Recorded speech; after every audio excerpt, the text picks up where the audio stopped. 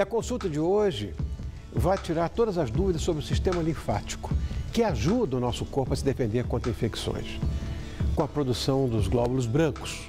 Mas ele pode sofrer uma doença que ocorre quando uma célula normal se transforma e se dissemina pelo organismo. É o linfoma, um tipo de câncer do sistema linfático que pode ter comportamento e grau de agressividade muito diferentes. E, para tirar nossas dúvidas, eu convido o especialista em linfoma do Centro Paulista de Oncologia, que é uma referência, e membro do Comitê Científico Médico da ABRALE, que é a Associação Brasileira de Linfoma e Leucemia, que é o Dr. Jacques Tabakoff. Muito obrigado por ter vindo, Jacques. Obrigado, Rony. Tão gentil, obrigado. Muito obrigado pelo convite, um prazer estar no seu programa. Obrigado, querido. Leve um beijo para sua bonitinha, porque eu sei que ela gosta de mim.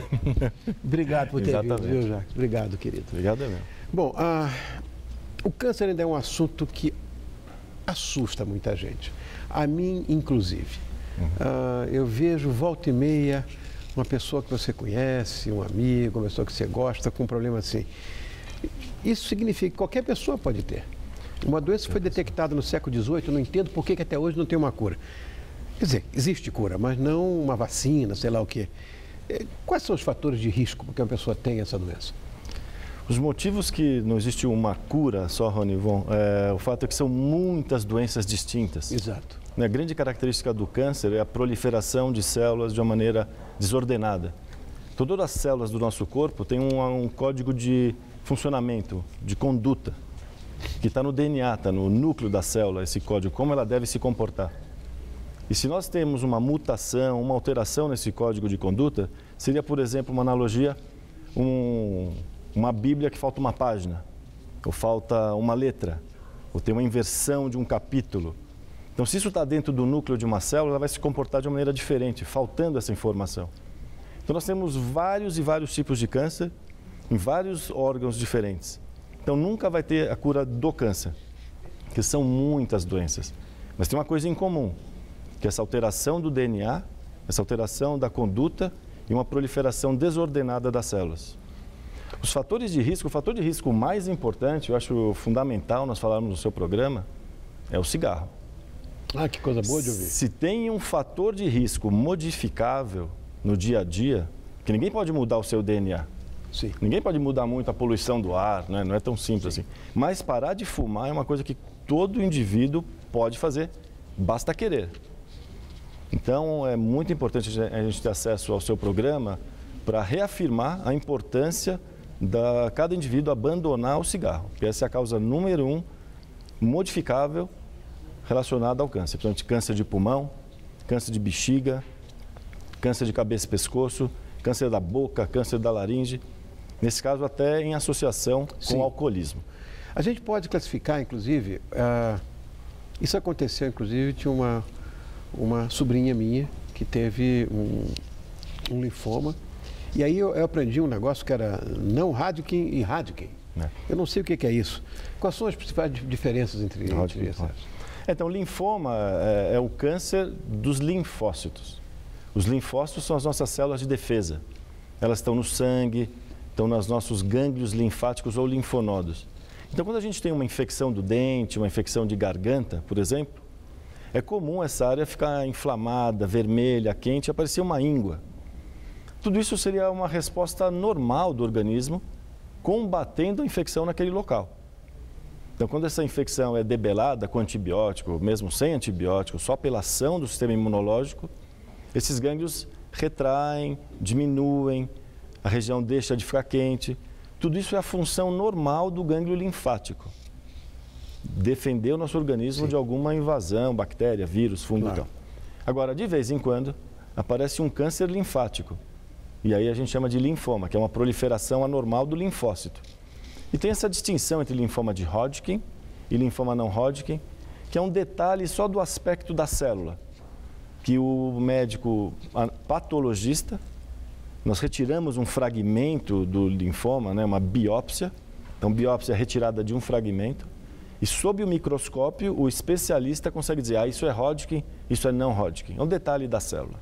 Tá, nada que seria uma coisa mais sei lá, anatômica, assim, por aí? O visual da célula, isso ajuda o especialista a escolher o melhor tipo de quimioterapia. Então, a gente tem protocolos de quimioterapia próprios do Hodgkin e do linfoma não Hodgkin, alguns protocolos. Mais uma vez, tem muitos tipos de linfoma. Tá. Tem mais de 100 tipos de linfomas. Nossa. Então, tem livros de classificação dos linfomas. Então, quando nós classificamos o linfoma por um médico especializado nisso, na biópsia, nos facilita ao oncologista, ao hematologista, escolher o melhor protocolo de tratamento. Correto. Sintomatologia e como é feito o diagnóstico? Então, sintomatologia mais comum seria o surgimento de um gânglio linfático, vulgarmente uma íngua, sem uma infecção associada.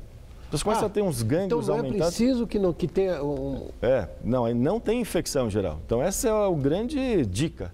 Tá. Se você tem uma infecção de dente e tem um gânglio, tudo bem. Tudo bem, tá. Não é câncer, é a função normal. Agora, você começa a ter uns gânglios no pescoço, ou nas regiões da axila, ou nas virilhas, que esses gânglios estão aumentando e não tem inflamação, não fica vermelho, não fica quente, não dói em geral, é só um gânglio, como se fosse uma textura de borracha.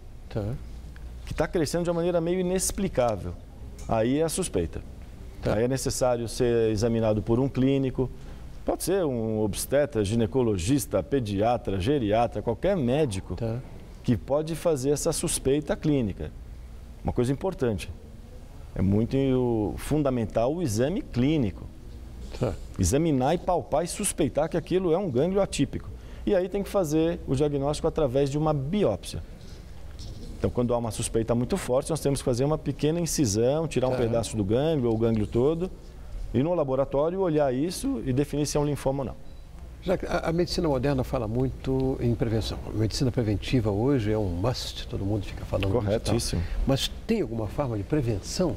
Ou isso é...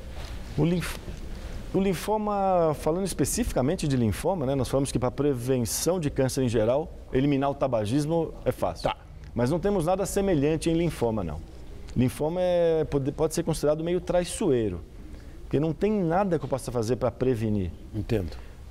Mais de 90% dos casos que vêm ao nosso consultório, a gente não identifica um fator de risco.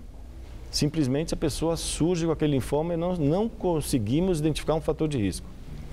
Existem alguns grupos de maior risco e o grupo de risco facilmente identificável são pessoas que fizeram, por exemplo, transplante de órgão sólido. Por exemplo, pessoa que fez transplante de coração, transplante de rim, transplante de fígado, que necessitam receber drogas imunossupressoras para não rejeitar o órgão, tem um risco muito aumentado de desenvolver linfoma. Tá. Então, esse é um grupo especial. Pessoas com HIV têm maior risco de ter linfoma. Pessoas que têm umas infecções por algum tipo específico de bactéria no estômago também têm um risco aumentado. Mas isso é a minoria.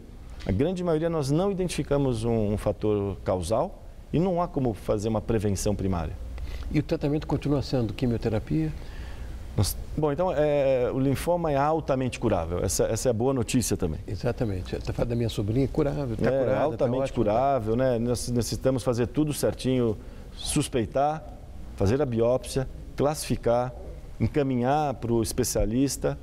E aí o tratamento é essencialmente quimioterapia. A cirurgia tem pouca importância no tratamento dos linfomas. A gente tem pouco papel operar o linfoma. Com criança, por exemplo, a coisa é diferente?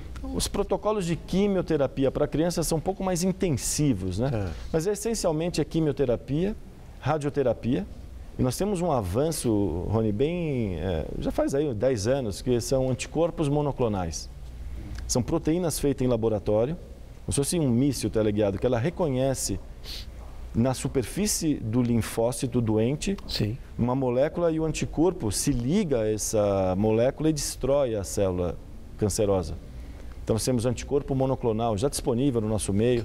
Então, em geral, a gente combina o anticorpo com quimioterapia.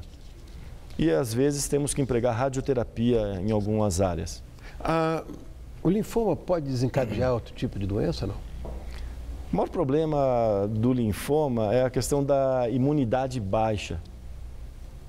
Tanto pelo linfoma como pelo tratamento. Então, pode pegar qualquer coisa. Infecções. Então, esse seria a grande consequência dos linfomas, que o paciente tem esse risco durante o tratamento, alguns meses após o tratamento, com infecções virais, No momento que a quimio está sendo feita, há uma diminuição das células de defesa, a pessoa pode ter pneumonia, sinusite.